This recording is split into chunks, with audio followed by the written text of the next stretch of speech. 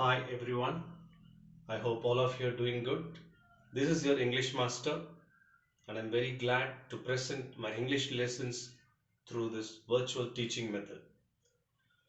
As you all know, 10th standard is a very important class in every student's life, and this year it looks a bit different or unusual compared to the previous years, as we learn through virtual teaching rather than learning in classroom because of this pandemic situation. Well, in 10th standard, out of the 5 subjects, English is also one of the most important subjects which you're going to learn. And in English language, you're going to learn prose, poetry, supplementary reader, grammar, writing skills, speaking skills, and reading skills as well. So few of the important things we'll be doing it once you come back to school. Presently, let me do the do a few important parts which will be very helpful for you at the beginning of the year. To begin the proceedings, first I would like to start with a prose lesson. So there are there are 7 units in the 10th standard syllabus, and in each unit you'll be learning prose, poetry, non-detailed, grammar, etc. The first prose lesson which we're going to learn with the title His First Flight, and the author of this particular lesson is Liam O'Flaherty. So I'll repeat the title once again. His First Flight, written by Liam O'Flaherty. I request all the students to keep your English textbooks with you while you follow this video, which will help you to learn better. So which you can refer to the textbook, whatever I say you can refer, and you can also follow them if you have a textbook with you. Okay, so this is the first lesson, His First Flight, written by Liam O'Flaherty. So the title, His First Flight. So that itself says the experience of somebody or someone who does something for the first time. His first flight, going in a flight for the first time, how a person experiences, the kind of anxiety which he has, what will happen, the kind of imaginations you have the previous day, and the kind of fear and the anxious thought which you get while traveling. All those things is what the experience which you get in a first time. Here, it is this particular lesson is about a seabird, seagull, or some shortly you call it as gull. So usually you would have seen that the mother bird is what will always try to teach the young birds to fly.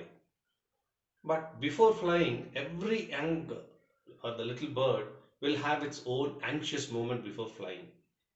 So here we are going to see a young seagull who was very much scared to fly, who was lying in the ledge in its nest, and it sees its father bird, its mother bird, its brothers, sisters, everyone flying beneath the sea and the shore across. But a kind of fear and a negative thought was stopping this young bird from flying. But how did the mother convince and make the little bird to get that courage and confidence to fly? That's what you're going to see in this lesson. So this is an account of a young bird that is afraid to fly for the first time. So this lesson also reflects how one hesitates to take the first step and then fear in the mind. That first step is very important. So when you think about Neil Armstrong, what is the first thought which comes to our mind? Now how he would have felt keeping the first time a human being ever is going to land on moon. He would have got different kind of thoughts running across his mind. Will I step on land, or will can I land myself, or any other thing might happen? That anxious moment everybody will have. Or you look at a small baby for an instance. It starts to crawl, and the moment it starts to walk, you can see, isn't it? Sometimes it loses its balance. Sometimes it gets, or it doesn't show its fear, but we can understand that it is not having that courage. But the motivation which the mother gives, come on, my child. Yes, first step, come on, another step. You can see how the baby walks. That first step is very important in anything, not only in walking, in everything in your life. The first thing, or the first step which you do is very important. So that's what we are going to see. We're going to see how that young seagull comes out of its fear. So the lesson starts like this. The young seagull was alone on the ledge.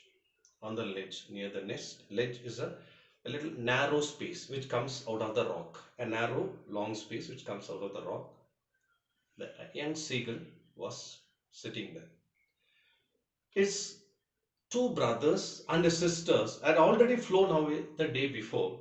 He had been afraid to fly with them. So the mother and father are already flying in search of food which they can get from the sea, kind of fish or other thing which they get. So far, the mother was feeding this young little seagull. That day morning, this young seagull happened to see his own brothers, two brothers and sister. They all started to fly, and they all went in search of food. And the bird was watching them all playing in the shore, playing with the waves, flying, making different kind of posture while flying. They enjoy like anything. But this particular seagull was scared, and it was on the ledge itself. Somehow, when he had taken a little run forward to the brink of the ledge and attempted to flap his wings, he became afraid. Then and then he tried to come to closer to the tip of the ledge. It comes. It thinks about flying, but when fear is inside the mind, you'll never attempt anything. That is one thing which is enough to block all the ambitions which you have. So it steps back again.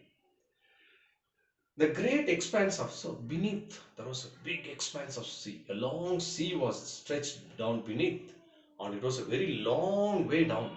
Then he tried to leap, just to leap down and see. It looked very deep and very long way down to the stream. He felt certain that his wings would never support him, but he believed and he thought that his wings will not support him. No, no, no. How can I go down, and in case if I try to jump, I don't think my wings will support me to fly. So he bent his head and ran away back to the little hole. He went inside under the ledge where he slept at night, and he went back.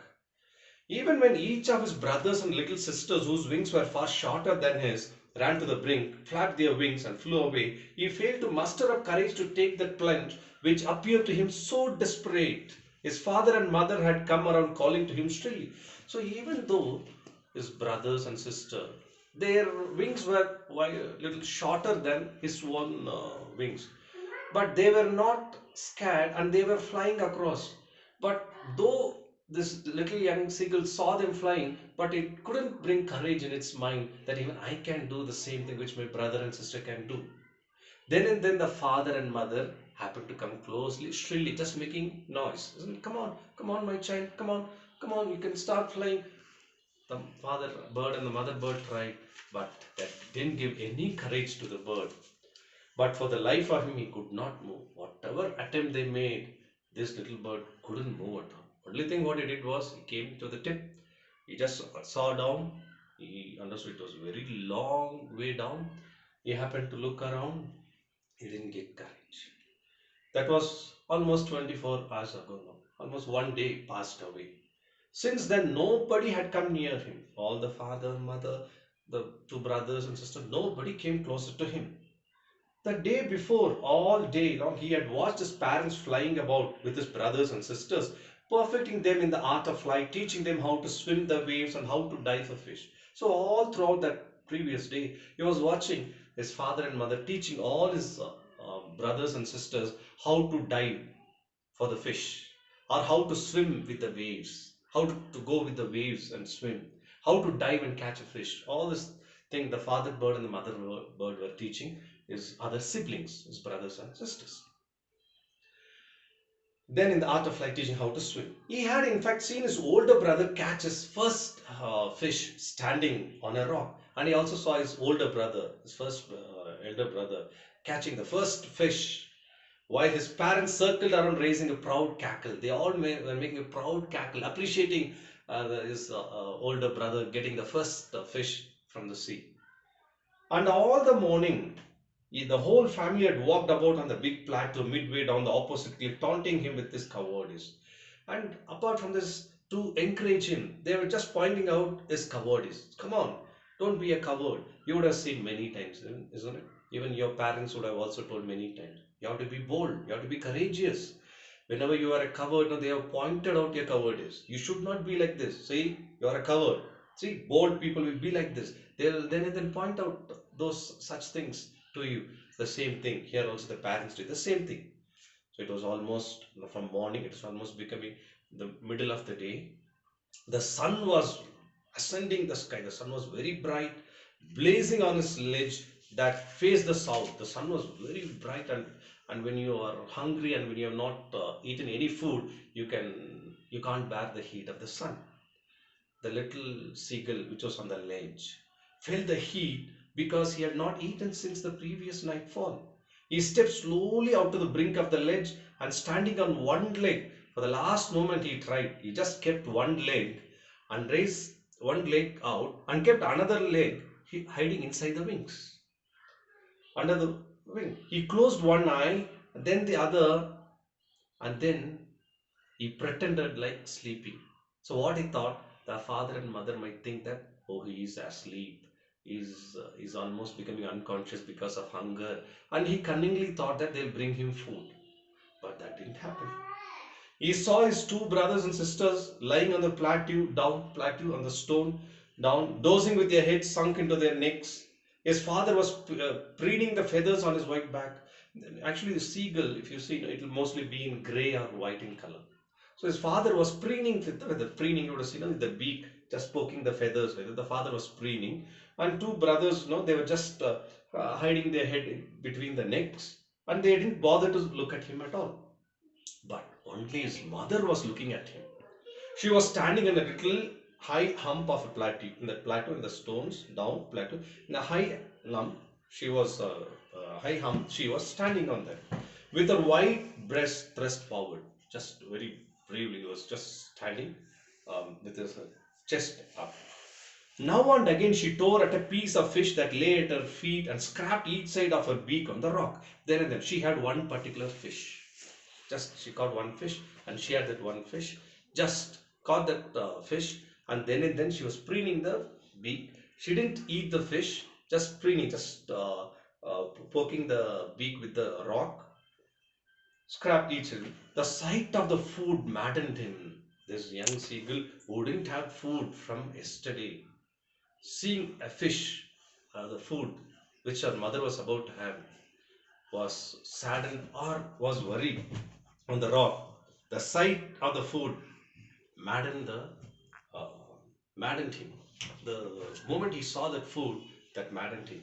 How he loved to tear food that way, scraping his beak now and again to wet it. Then he wondered how he badly wanted that fish, how he wanted to eat that, and just after eating, just wet that beak with the stone. He badly needed it. He was just crying, making a noise, ga, ga, ga. Whether he was continuously making the noise. He cried, begging her to bring him some food. And this little seagull was signaling the mother, bring me some food. After a minute or so, he uttered a joyful scream. He uttered a joyful scream. Why?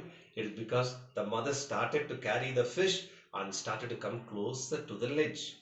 This young seagull expected the mother to bring the food to him. His mother had picked up a piece of the fish and was flying across to him with it.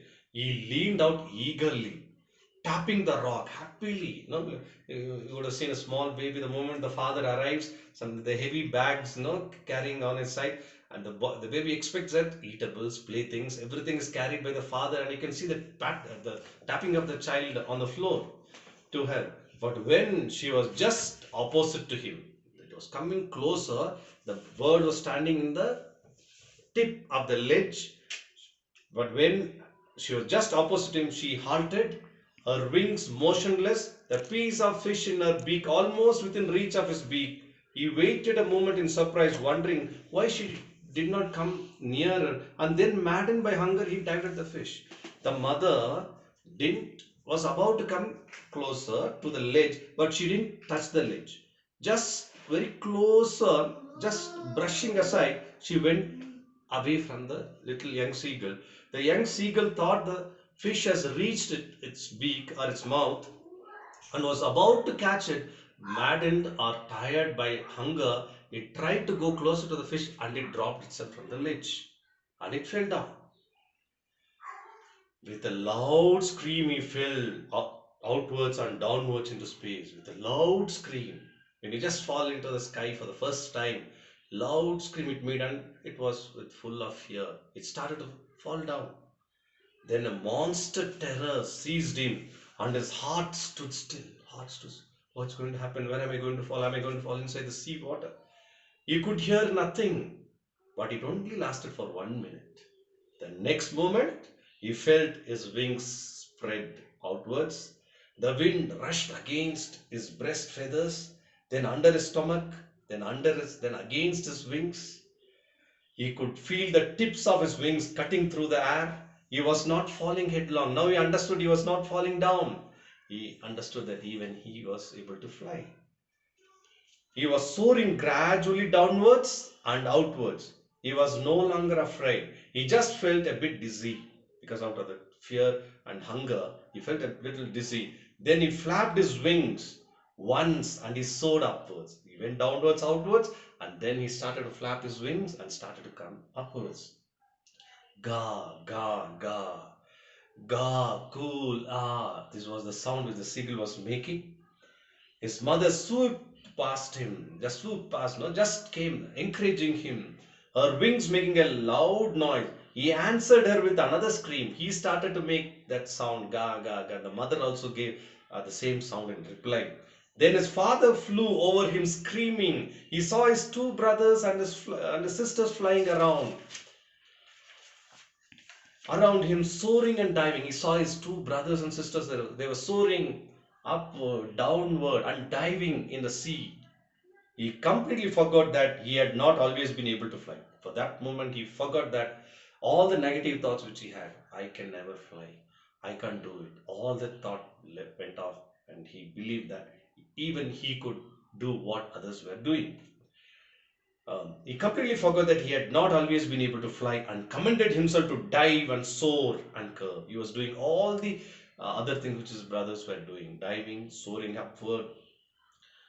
He was near the sea now, flying straight over into the sea, facing straight out over the ocean. He saw a vast green sea beneath him with little ridges moving over it, and he turned his beak sideways and cawed amusedly. He went closer to the water. He was about to keep his feet inside the water. He saw the green sea and he made that loud noise, getting all the chill water around him. His parents and brothers and sisters had landed on this green flooring ahead of him. They were beckoning to him. They all were inside the water. I mean, they were swimming in the water and they were asking him to come on, come in. Beckoning, they were calling him. He dropped his legs to stand on the green sea. His legs sank into it. He screamed with fright and attempted to rise again. The moment he went inside the sea, he screamed with fright, and then when he started to swim, it became a delight. And attempted to rise again, flapping his wings. And again he came out of the sea water, flapping his wings. But he was tired and weak with hunger because he didn't have any food right from yesterday. And he was very tired and weak with hunger and he could not rise, exhausted by the strange exercise. And not only that, he was, for the first time, he was flying and he was swimming and he was diving and he was learning all these things which made him very tired. His feet sank into the green sea and then his belly touched it and he sank no farther. He didn't sink inside the water. He understood that he can swim. He was floating on it, and around him his family was screaming, praising him, and their beaks were offering him scraps of dogfish. And finally they offered him, they were all praising him, and the parents and brothers, they offered because he was very tired, and they understood that now he will very soon learn how to get his own food. And for the moment, they gave a type of fish called dogfish for him to feed. He had made his first flight. Thus, the little young seagull made his first flight. Dear children, this is what is this lesson about. The moral which we learn from this lesson is encouragement. We need to encourage everybody and we need others to encourage us, and discipline. Encouragement and discipline play an extraordinary role in shaping the destiny or fate in future. If you could do all these things, that is encouraging each other in school, at home, and in all the places where you live, these two thing factors will also make you successful and take away all the negative things like fear, anger, negative aspects, things which are not important for your growth. Everything, these two things will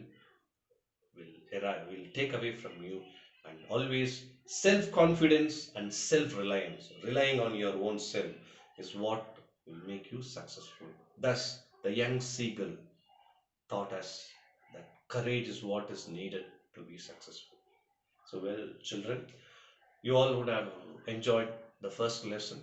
So, well begin is often they say. I think for the 10th standard syllabus, the first lesson itself was a motivating lesson. It is not just learning this lesson for the examination point of view alone, but these are the things which we have to take in our life, that confidence which we need to grow in our life. So, all of you, now you can go through the textbook and you can just go through the videos once or twice and you can refer to the textbook. Try to learn all the new English words. So, you can see many words in each pages. No? The glossary are synonyms, the words with the meaning. Try to learn all the words with the meaning. It will be helpful for you to communicate, and also during the examination also it will help you a lot. So well, students, this is how we have begun today. We'll be meeting again with the other parts which are about to study. So once again, I'll meet you later with another topic. Until then, this is your English master Saravana Chandar signing off. Goodbye.